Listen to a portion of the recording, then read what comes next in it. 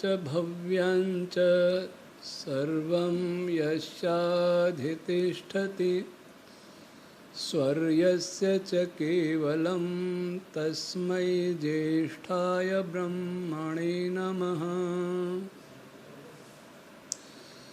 प्रिय श्रोतागण, हमने पिछले वीडियो में चर्चा की थी कि ब्राह्मण ग्रंथों का विषय यज्ञ भी है और वे यज्ञ सृष्टि को समझाने के लिए हैं, उनके प्रतीक हैं, उनके मानचित्र हैं, संकेत हैं। लेकिन हम किलोमीटर के पत्थर कोई नगर मान बैठे, संकेत को ही हमने जिसका संकेत है वो मान लिया। चलिए, यज्ञ, अगर ये यज्ञ के ही ग्रंथ हैं तो यज्ञ शब्द का अर्थ ले लेते हैं। ऋषि दयानंद ने यज्ञ शब्द का अर्थ शिल्प विद्या भी लिया है, तकनीक, विभिन्न प्रकार का क्रिया कौशल, इंजीनियरिंग और परोपकार के कार्य सभी यज्ञ हैं। यहाँ तक तो सब मानते हैं। लेकिन यज्ञ से सृष्टि कैसे आई? क्या पंडित युधिष्ठिर मीमांसा सिंह ने गलत लिख दिया, मन से लिख दिया? ऐसा नहीं है। वे बहुत प्रौढ़ विद्वान थे, प्रामाणिक विद्वान थे। भले ही किसी बात से असहमति हो सकती है, क्योंकि कोई व्यक्ति पूर्ण नहीं है। ऋषि दयानंद का यह आग्रह तो ऋषि दयानंद के, क्योंकि कुछ लोगों को लगता है कि ऋषि दयानंद ने नहीं कहा तो वो है ही नहीं। तो ऋषि दयानंद को देख लें। ऋग्वेद 1:18-7 के भाष्य में यज्ञम पद का अर्थ किया क्रिया कांड जन्य संसारम। यहां संसार को ही यज्ञ कहा। यजुर्वेद 29:6 के भाष्य में यज्ञ का पद का अर्थ किया संगतः संसारः। यज्ञ नाम पद का अर्थ ऋग्वेद 1:164-50 में किया संगतव्यानाम पदार्थानाम। जो संगमनीय पदार्थ होते हैं, जो संयोज्य पदार्थ होते हैं, जो संयोग करने योग्य पदार्थ होते हैं, उनको उन पदार्थों को भी यज्ञ कहा है। और यज्ञन का अर्थ क्या? अग्नि आदि दिव्य पदार्थ समूहेन, अर्थात अग्नि आदि दिव्य पदार्थों को भी यज्ञ किया, यज्ञ अर्थ किया है ऋषि दयानंद ने। तो आर्य समाजी भाई तो मान लेंगे, चलो ऋषि दयानंद ने भी कहा, लेकिन पौराणिक जो सनातनी कहते हैं स्वयं को, वो कहेंगे हम ऋषि दयानंद का क्यों माने? वो तो वेद समझते नहीं थे, वो ग्रंथ शास्त्रों को समझते नहीं थे, सारा गड़बड़ कर दिया उन्होंने। वो तो ऐसा ही कहते, उन्हें पशु बलि, नर बलि आदि सब स्वीकार है। शास्त्रों में छुआछूत आदि या नारी के प्रति जो हेय भावना भर दी गई है, मिलावट की गई है, या कहीं कहीं गलत अर्थ भी किए गए हैं, वो भी स्वीकार है। पर ऋषि दयानंद के तर्कयुक्त वचन स्वीकार नहीं है। तो उनकी संतुष्टि के लिए हम ब्राह्मण ग्रंथों के उदाहरण देते हैं। अग्निर्वै यज्ञ शतपथ ब्राह्मण 3:4-3:19। अग्नि ही यज्ञ है। वाग्वै यज्ञ ऐतरेय ब्राह्मण 5:24। वाग तत्व ही यज्ञ है। अयम यज्ञो वै योयम वायु पवते, ऐतरेय ब्राह्मण 5:33। यह वायु बहता है, उस वायु के विषय में हम पहले बता के आए हैं। वर्तमान विज्ञान जिसको वैक्यूम एनर्जी, डार्क एनर्जी मानता है, वो वायु ही है, वह यज्ञ है। संवत्सरो यज्ञ शतपथ 11:2-7-1। स यज्ञो असौ स आदित्य शतपथ 14:1-1-6। ये जो आदित्य लोग दिखाई दे रहा है, सूर्य लोग, यह यज्ञ हैं। यज्ञो वै भुवनम तैत्रीय ब्राह्मण 3:3-7-5। आपो वै यज्ञ ऐत्रेय ब्राह्मण 2:20। कितने ब्राह्मण ग्रंथों के हमें प्रमाण दिए? अग्नि भी यज्ञ है, वायु भी यज्ञ है, सूर्य भी यज्ञ है, लोक सभी लोक भी यज्ञ हैं। संवत्सरो यज्ञ, शतपथ 11:2-7-1। सूर्य लोक यज्ञ है, ये वर्ष यज्ञ है। तो जो आहुतियां डाल रहे हैं वही यज्ञ नहीं है, वो तो प्रतीक है। आहुति सूर्य में डाली जा रही है, सब लोकों में डाली जा रही है। सूर्य के केंद्र में बाहर से जा के हाइड्रोजन की आहुति डाली जा रही है, हीलियम बन रहा है। किन्हीं तारों में हीलियम की आहुति डाली जा रही है, किसी में और बड़े आयंस की आहुति डाली जा रही है, अगली श्रेणी के पार्टिकल बन रहे हैं। रश्मियों की आहुति डाली जा रही है, पृथ्वी के अंदर भी है। जहां भी रासायनिक क्रिया हो रही है, जहां भी संयोग हो रहा है, वह यज्ञ है, आदिदैविक यज्ञ। तो हम कब कहते हैं कि ऐत्रेय ब्राह्मण में यज्ञ नहीं है? यज्ञ है। अब कहेंगे नहीं सोमयाग है, तो सोम का भी अर्थ सुन लीजिए। सोमलता का ही नाम सोम नहीं है। महर्षि दयानंद ने अपने वेद भाष्य में सोम के अनेक अर्थ किए, जैसे सूयन्ते उत्पद्यन्ते ये ते पदार्था, ऋग्वेद 1:2-1 के भाष्य में।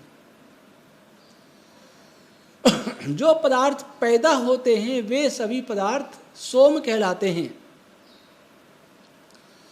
पदार्थ रसम, ऋग्वेद 1:15-5, ये सोम का अर्थ किया ऋषि दयानंद ने।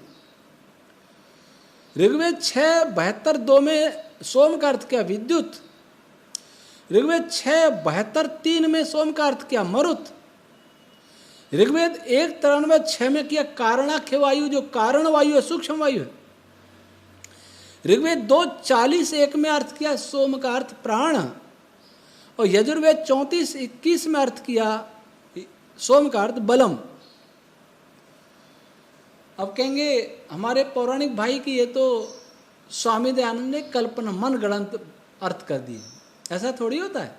सोम का अर्थ तो वो लता ही होता है, सोमलता, जिसका रस पिया जाता है। सोम रस शराब नहीं है। कुछ लोग सोम रस को शराब मानते हैं, वो गलत है। सोम एक औषधि है। अब चलो पौराणिक भाइयों की संतुष्टि के लिए फिर हम ब्राह्मण ग्रंथों को लेते हैं। शतपथ ब्राह्मण 7:5-1-2 और कौशिकी ब्राह्मण 9:6 में लिखा है प्राणः सोमः। ये जो प्राण है, प्राण रश्मियां, ये ही सोम हैं। फिर शतपथ में 7:3-1-1 में लिखा सोयम वायु पवत एव सोमः, जो ये वायु बहता है वह सोम है। वृत्रो वही सोम आसीत, शतपथ 3:4-3-13। जो वृत्र नाम का विशाल मेघ जो होता, आसुर मेघ, वह भी सोम है। इंद्र सोमस योनि है, इंद्र सोम का कारण है। मैत्राणी संहिता 3:7-8।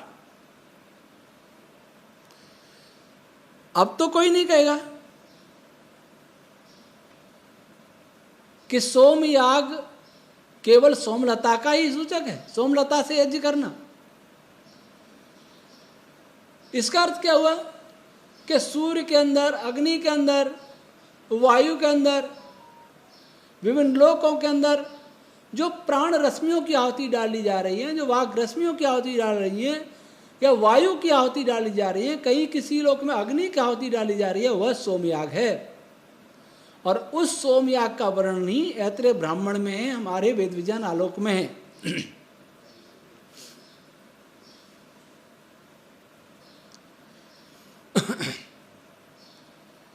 यहां सृष्टि का हर पदार्थ जो निर्मित है, जो नित्य नहीं है, वह हवन कुंड है परमात्मा का। हर स्थूल पदार्थ में सूक्ष्म पदार्थों की आहुति डाली जा रही है, बराबर, लगातार। हमारे शरीर में देख ले, हाथों ने कमाया और हाथों ने भोजन बनाया। अगर ये हाथ किसी को नहीं दे तो, मुंह को नहीं दे तो क्या होगा? मुंह भी मरेगा, हाथ भी मरेंगे, शरीर सब कुछ मरेगा। तो हाथ यज्ञ करता है। हाथ क्या कहता है? इदम मुखाय स्वाहा, इदम मुखाय इदन्न मम। यह मुख के लिए है, मैंने कमाया है, सुंदर भोजन बनाया है, सुंदर थाली में परोसा है, लेकिन अपने लिए नहीं, मैं इसको मुख को समर्पित करता हूं। मुख क्या करता है? मुख भी अपने पास नहीं रहता। आप बढ़िया भोजन मुंह में रख लीजिए, न चबाइए न निगलिए, क्या होगा? मुंह भी सड़ेगा, सारा शरीर सड़ेगा, मर जाएगा। भूखे मर जाएंगे, मुंह में रखा है फिर भी।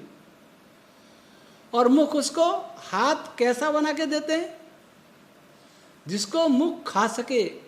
ऐसा नहीं हाथ गेहूं की बालियां लेकर के मुंह में डाल दे, ऐसा नहीं। उससे भांति भांति के भोजन बना करके खाने योग्य, जो मुख जिसको खा सकता, उपयोग ले सकता, वैसा बना के देते हैं हाथ। ये यज्ञ किया उन्होंने। मुख सीधा नहीं निकलता, लार मिला करके, चबा करके, रस जैसा बना करके तब निकलता, ताकि आमाशय उसको उपयोग में ले सके, उधर उसको उपयोग में ले सके। ऐसा नहीं जैसा तैसा दे दिया आगे, नहीं, ऐसा जैसा हो गया तो सारा शरीर रोगी हो जाएगा। फिर अपनी ओर से मिला करके, बाहर से हाथों ने दिया कुछ, उसने अपनी ओर से मिलाया, चबा करके योग्य बनाया। फिर मुख क्या कहता है? इदम उदराय स्वाहा, इदम उदराय इदन्नम। यह मैं उदर के लिए आहुति समर्पित करता हूँ। यह मेरे लिए नहीं है, ये भोजन मेरे लिए नहीं है, उदर के लिए है। मैं इसे सुंदर बना करके आगे दे रहा हूँ। उदर आमाशय, गृहिणी, छोटी आंत क्या करती है? अनेक पाचक रसों को मिलाती है। जो मुंह से नहीं चबाया गया उसको आमाशय चबाता है, मंथन क्रिया चलती है, अनेक रस मिला करके आगे बढ़ाता है। वो क्या कहता है? आमाशय, गृहिणी, छोटी आंत, ये सब बना करके बढ़िया। ऐसा कैसा नहीं रक्त में मिलता। अगर रोटी आटे को घोल करके हमारे शरीर में इंजेक्शन लगा दिया जाए तो क्या होगा? हम बीमार हो जाएंगे। दूध लगा दिया जाए तो भी बीमार हो जाएंगे। तो उसमें सुंदर रस मिला करके ऐसा बना देते हैं कि ताकि रक्त में मिले और रक्त का पोषण होवे, रक्त जिसका उपयोग ले सके। उधर कहता है इदम रक्त रुधिराय स्वाहा, इदम रुधिराय जन्नम। यह आहुति तो रुधिर के लिए दे रहा हूं मैं, मेरे लिए नहीं है, मैं अपने पास नहीं रखता। उधर रख ले तो क्या होगा? गैस ट्रबल, सब बीमार हो जाएंगे, सब सड़ेगा। और रुधिर भी अपने पास नहीं रखता। रुधिर भी ऑक्सीजन फेफड़ों में ले करके, ऑक्सीजन मिश्रित करके एक एक कोशिका को परोसता रहता है और सारा शरीर जीवित रहता है। ये यज्ञ हो रहा है। ऐसा यज्ञ वनस्पति में हो रहा है। जड़ों से कुछ लेते हैं, सूर्य की धूप लेते हैं, वायु लेते हैं, सबसे सुंदर भोजन बना करके फल और बीजों के रूप में सुरक्षित करते हैं, उसे हम लेते हैं। वृक्ष भी यज्ञ कर रहे हैं, सूर्य यज्ञ कर रहा है। एक सेकंड में 40 लाख टन वजन कम हो रहा है उसका। वो अपना शरीर जला करके, अपना शरीर खपा करके कमजोर, और हमें दे रहा है, ऊर्जा दे रहा है, प्रकाश दे रहा है, जीवन दे रहा है, ऊष्मा दे रहा है। ये तो बड़ी बड़ी चीजें हैं। ऐसा ही इलेक्ट्रॉन के अंदर हो रहा है, ऐसा ही प्रोटॉन के अंदर होता है, ऐसा ही फोटोन के अंदर होता है, ऐसा ही क्वार्क के अंदर होता है, ऐसा ही स्ट्रिंग्स के अंदर भी होता है, ऐसा ही स्पेस के अंदर भी होता है। सूक्ष्म रश्मियां उसमें डाली जा रही है, निरंतर आती हैं जाती हैं, आती हैं जाती है, उनका स्वरूप बनाए रखने के लिए, ताकि वो स्वरूप उनका बना रहे, क्रियाशील बने रहें और हम जीवों के उपयोग लायक बने रहें। इसलिए यज्ञ सर्वत्र हो रहा है। इस यज्ञ को देख करके ही मनुष्य ने यज्ञ करना सीखा, परोपकार करना सीखा। और जो अग्निहोत्र करते हैं यह भी यज्ञ है, क्योंकि इसकी सुगंध से सबका उपकार होता है। लेकिन ये प्रतीक है, ये कृपा है ऋषियों की, उन्होंने प्रतीक भी ऐसा बनाया जिससे भी न चाहते हुए लोग कल्याण हो। कोई चाहेगा कि मैं पड़ोसी को सुगंध नहीं दूं, ऐसा नहीं हो सकता। चाहता रहे तो क्या होगा, चाहने से नहीं होगा। पड़ोसी शत्रु है तो भी उसको सुगंध मिलेगी, परोपकार होगा ही। इसलिए ब्राह्मण ग्रंथों में यज्ञों का वर्णन है, पर कौन से यज्ञ? सृष्टि यज्ञ। उन सृष्टि यज्ञों को देख करके संपूर्ण सृष्टि जानी जा सकती है। और सूर्य आदि के, जैसे सूर्य हवन कुंड है, वैसे सूर्य के अंदर, सूर्य का जो केंद्र है वो हवन कुंड, और उसके अंदर भी हवन कुंड है, उसको कहते हैं स्वर्गलोक। इस यज्ञ से क्या होता है? स्वर्ग कामो यजेत, स्वर्ग की कामना वाला यज्ञ कर। एक तो स्वर्ग होता है सुख विशेष, एक होता है स्वर्ग मोक्ष। मोक्ष और सुख विशेष की कामना करने वाला यज्ञ करे, अर्थात परोपकार करे, अपना जीवन परोपकार में बनाए, स्वार्थी न बने। और एक स्वर्गलोक होता है सूर्य के केंद्रीय भाग में। जो यज्ञ करते हैं, जिन कणों में यज्ञी भावना होती है, जुड़ने की भावना होती है, संयोग की भावना होती है, वे कण सूर्य के केंद्र की ओर जाते हैं। वहाँ भट्टी चलती है या नाभि की संलयन की क्रिया होती है, वहाँ जाके अपनी आहुति दे के वहाँ वो स्वाहा स्वाहा कर रहे। तो ब्राह्मण ग्रंथ निश्चित रूप से यज्ञ के ग्रंथ हैं, लेकिन निश्चित रूप से यज्ञ सृष्टि यज्ञ है। निश्चित रूप से सोम सृष्टि के सूक्ष्म और स्थूल पदार्थ है। निश्चित रूप से स्वर्ग वह अंतिम बिंदु है जहां संयोग होता है। हमारे शरीर में भी ऐसे स्वर्ग है, आदि दैविक। सूर्य में स्वर्ग है, हमारी पृथ्वी के केंद्र में भी स्वर्ग है। तो संयोग वाले स्वर्ग को प्राप्त करते हैं, अर्थात जिस प्रयोजन के लिए वो संयोग करना चाहते हैं वो प्रयोजन सिद्ध होता है जहां उस स्थान पर पहुंचते हैं। आज इतना ही, शेष आगामी वीडियो में। ओम शम।